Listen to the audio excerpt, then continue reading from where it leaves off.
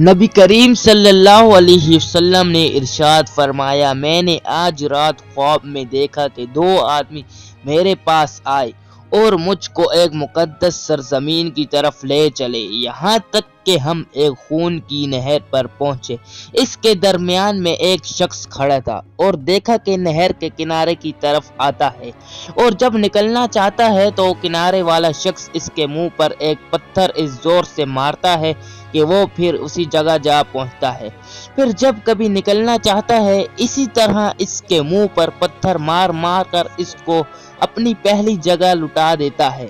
میں نے پوچھا کہ یہ کون شخص ہے جس کو میں نے نہر میں دیکھا، تو میرے ساتھی نے کہا، یہ سود کھانے والا ہے۔